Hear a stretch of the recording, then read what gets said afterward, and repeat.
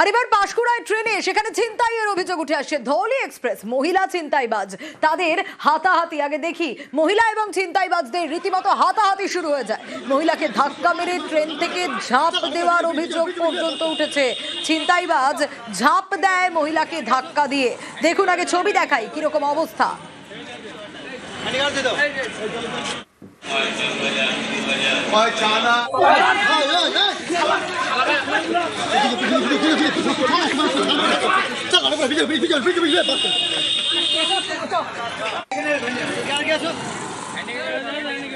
আর এর মধ্যে সব থেকে দুঃখের বিষয়, ট্রেনে ডান হাত কাটা গেছে মহিলার। তার কারণ দুষ্কৃতীদের ধরতে তিনিও ঝাঁপ দিয়েছিলেন।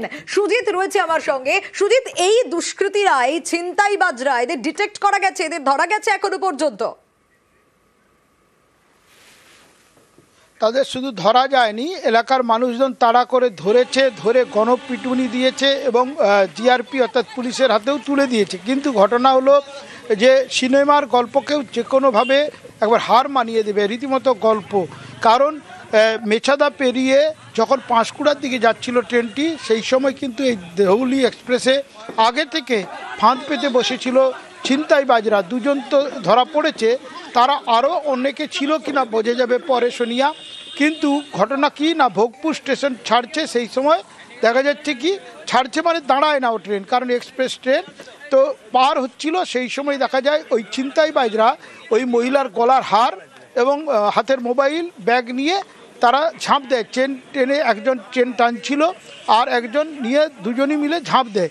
কিন্তু মহিলা তিনি কিন্তু দেখেছেন স্লো ছিল ট্রেন, তাই একেবারে ঝাঁপ দেন ওই দুষ্কৃতীদের ধরার জন্য। দুষ্কৃতীরা তাকে কিন্তু ঠেলে দিলে ট্রেনে ধাক্কা লাগে, ট্রেনে একেবারে চাকার তলায় তার ডান হাত চলে যায়, হাঁপাহাঁপি হয়ে যায়, একদম অর্ধেক হয়ে যায় হাতটি। এই যে ঘটনা, তারপরে চিৎকার পড়ে গেলে গ্রামের মানুষ, ভোগপুর এলাকার মানুষজন তাড়া করে দেখতে পায় দুজন দৌড়ে পালাচ্ছে। দুষ্কৃতীরা যখন দৌড়ে পালাচ্ছে, তাদের পাকড়াও করানো হয়, তাদেরকে রীতিমতো একবারে মারধর করেছে এবং মারধর করে জিআরপি পুলিশের হাতে তুলেও দিয়েছে।